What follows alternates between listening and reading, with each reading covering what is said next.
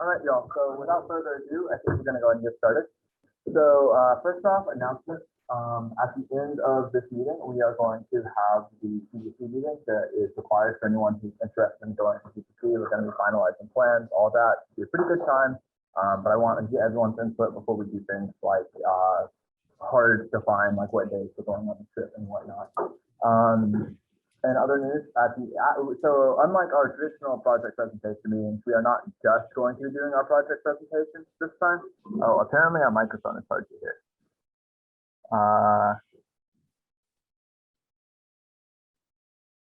Is this one better? Okay, cool. I think it's the microphone that we were talking into like this during the dungeon meeting. Okay, so we're going to have our regular project presentations, and because we only have 2 projects after that, we will also be showcasing both of our game hardware jam input games that we have here. Some combination of those words.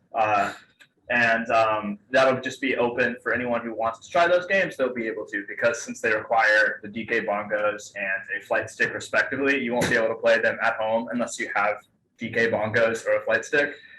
So we'll have an opportunity for you guys to check those games out here. That being said, for project presentations, I think we're ready to go for a chromatic.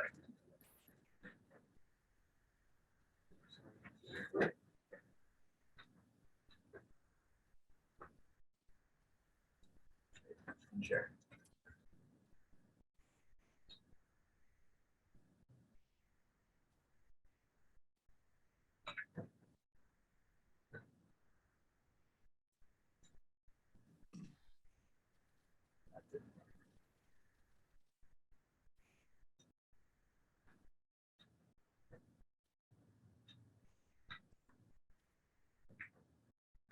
Yeah.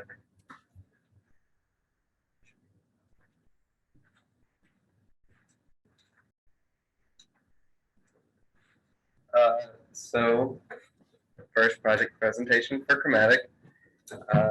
Basically, we just worked on the blue level mostly. So just as a recap for the progress we had done at the beginning, we had the movement basically fleshed out. We had some main character animations, most of the green level done, and also a frog boss and a ground enemy working. And we had 1 or 2 other things that weren't exactly working, but we fixed them up as well.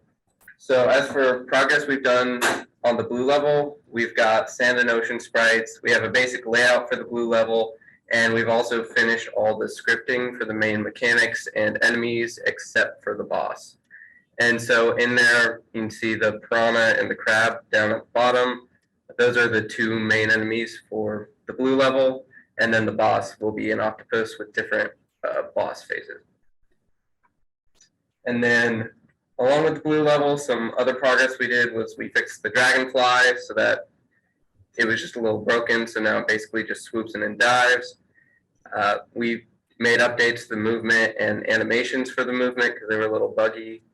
And then we also scripted the main ability for the blue level, which is the bubble shield. And essentially the bubble shield has 2 mechanics. The first is that it's a shield, so it can be used to block a hit, and then it goes on to a cooldown. And then also it allows you to float in water. And so that's the main way you move up and down in water. So we've disabled jumping for water as well. And then finally, we also planned out the blue boss fight, and that is the plan for the next coming weeks to implement that. So this is just a video compiling all of that. This is just demonstrating the dragonfly movement. And then this is sort of demonstrating the bubble. We don't have a bubble sprite, so right now that that white box is the bubble. And then those are the piranhas.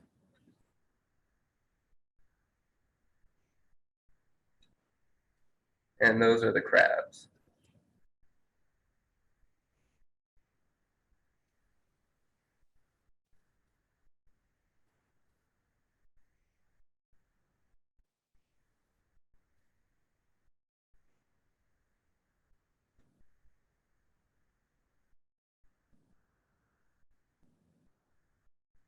And so this part here is just demonstrating the shield. It's kind of hard to tell, but because there's not a bubble popping animation, but that was just the dragonfly swooping in, and the shield essentially blocks the hit so that you don't take health damage. Since we don't have a UI, it's kind of hard to tell that at this point.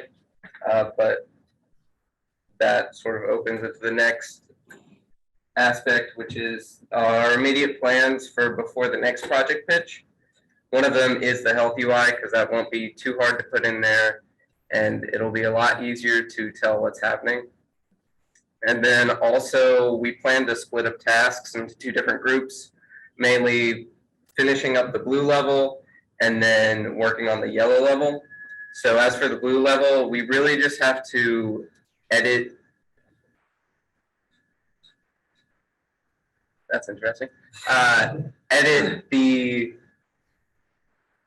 okay. Edit the level, make it longer, just do a little level design stuff with that. And then also implement the boss fight. We already have plans for 3 phases, I think, with that one. And I think it's going to be pretty cool.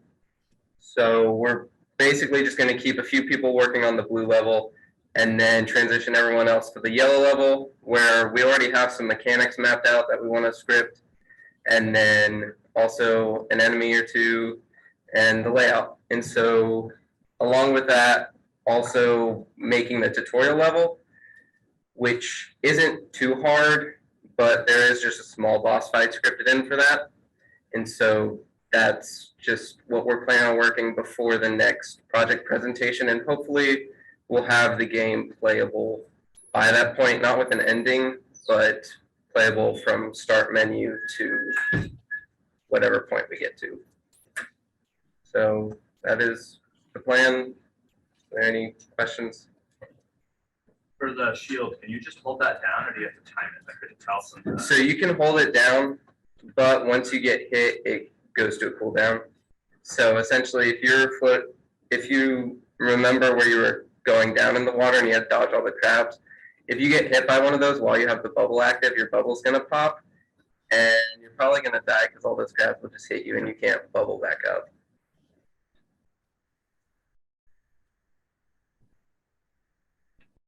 Cool.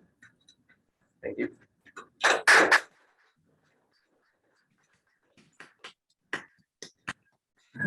Thank you for clapping. Okay.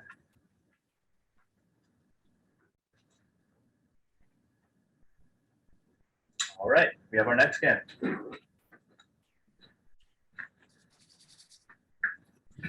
Okay, so this is the update 1 for Z's Get Degrees. So for our leg 1 goal that we were trying to get done earlier on our plan, we wanted to make sure the camera movement worked a little bit smoother than I had it when I first started working on this. Just had to fix some of the issues with it. Start working on enemy movement. I had made it to where, or I wanted to make sure that buildings would phase out as you got closer to them. And so we've implemented something for that, so that doesn't mess up with your line of sight. Combat, a little bit has been started, and UI, we've started a little bit on that too. So I made a video, and that's the best way to explain it all. So first off, oh, and then there's the UI. So first off, you can see here we have a mini map that follows the player's movement and shows a top-down view. You have this here, which shows your health and then cooldown for your ability. And then if I click play.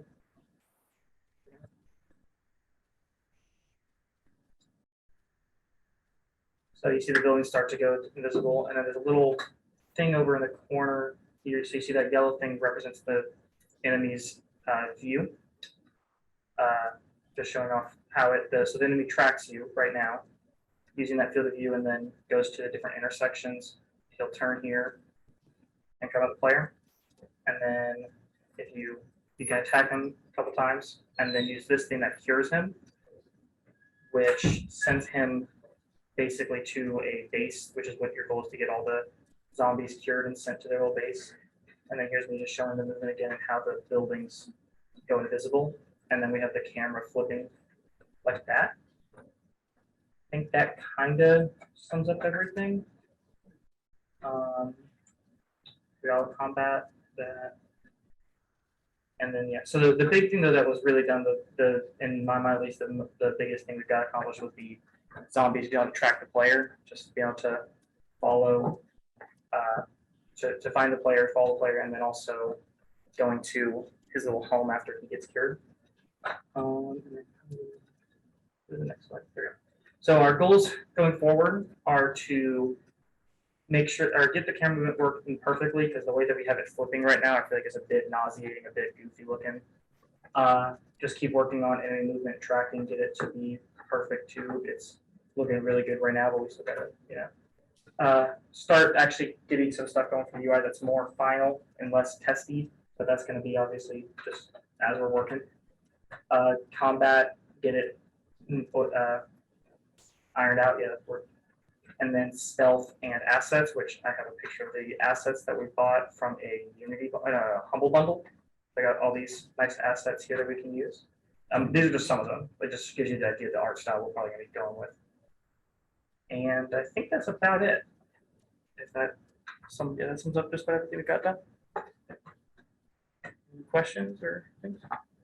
How did you guys do the syringe with the green changing? So that was Elwood. He's really smart and really talented and really good. And he used something I think called the shader graph that basically, so he made the thing in Blender, and then the way it works is throughout as it goes from, or once you start doing the ability, so it locks you in place, so you're like doing that action, and then it's like has the green filled at the top, and then it just is like a slider that it goes down the amount, the shader graph thing, it just changes the fill level, and that represents also the amount of time you have until it's done, basically. I think that explains it well. Are you nodding your head yes? All right, did I miss anything? Okay, he's not. Yeah, that sounds right. Okay, so that's kind of how it works. I thought it was really cool too. He's like I said, he's really smart. He got it figured out in like an hour, and it would have taken me like 4 days to even come close to me, something like that. So, yeah. Any other questions or comments? Have you thought about like having like super syringes that like more that like more tough enemies, like some like orange hope syringe? We're still really working on where we want the combat to go. I'm thinking, I think that I want it to go more toward like a very stealthy kind of focus thing, where you're going to be very, you have to be very methodical with all your what you're doing. But where we have the combat right now, which is just best for testing too, is it's a bit more like action-y. And I'm not sure as we get, because also as we get further progressing along, I think the main thing that's interesting about this game is the navigation. And so whatever works best with that, makes that the most fun experience, that's what I want to go toward. I had this idea for a stealth game, and if it just doesn't necessarily feel as good as making it a bit more action-y, then we'll go in that direction. But yeah. Just a bit of a nitpick, with the field of, or like the zombies vision. Mm-hmm. Do you want it to be where someone can tell if they've been spotted? So that's something we're working on. Yeah, it's probably going to be. My idea was that we have like in the UI, there's an icon for your players' visibility, like maybe like an eyeball, like in Skyrim, you know. And there's like an eyeball that's closed and the different levels open, and then also on each individual zombie, and then maybe turn off on each individual zombie once you're being chased, because you don't need to know that every zombie's chasing you. You don't really need to worry about it at that point. Is my thought process, because then you just have too many things cluttering up the screen if everything has an eyeball at all times. I like the idea of seeing that eyeball start to open, but you don't. If you're not able to see the zombies field of view, that's just terrifying, because then you don't know where they're coming from. I think that would be really interesting. It's a good idea too. The fact that if you want to be stealthy, but then you're not really sure where to be stealthy at. So if you have that eyeball on top of them, it tells where they're at. So you have to like look more closely. I can't remember the name of the game that I'm stealing this from. There's a game where when you're in somebody's field of view, the field of view indicator kind of slowly fills up with yellow until it reaches the end and then you spawn. Might be Hitman. I feel like I remember yellow. You're thinking of Bioshock, all of them side level. There's a million different games. Neither of those. All games do that. Yeah, all games do some of this stuff. Yeah, trying to.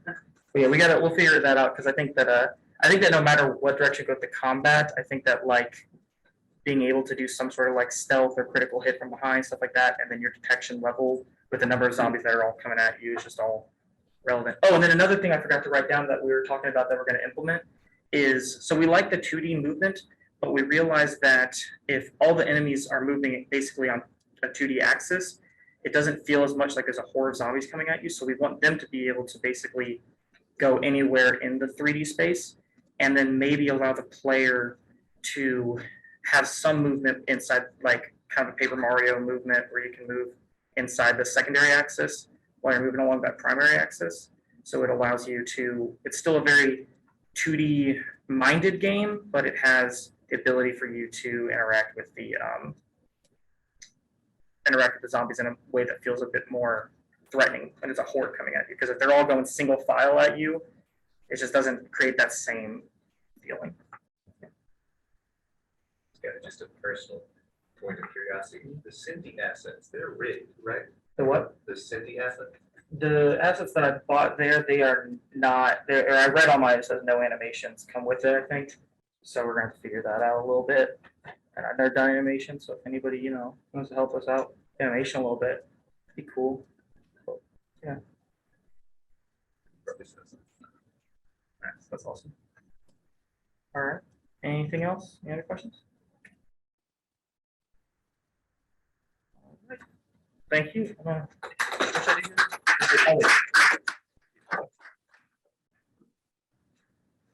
Okay, so that was our 2 game updates. We are now going to have our open play testing session for what are the names of the 2 games? Froggo Bongo. Froggo Bongo and 21XX Prime Speedster. 21XX Prime Speedster. I have So- 5 minutes. Y'all are more than welcome to hang out. That's just going to be, you know, a very casual, open. People can watch and play one at a time. And after that, we'll have our GDC meeting around 7. So if you're lame and you don't want to play test the games, then come back at 7 if you want to do the GDC stuff. Otherwise, I think I'm not missing anything. Yes, I will. Thanks for coming, Outlet. I think we are good to go. So let's play some games.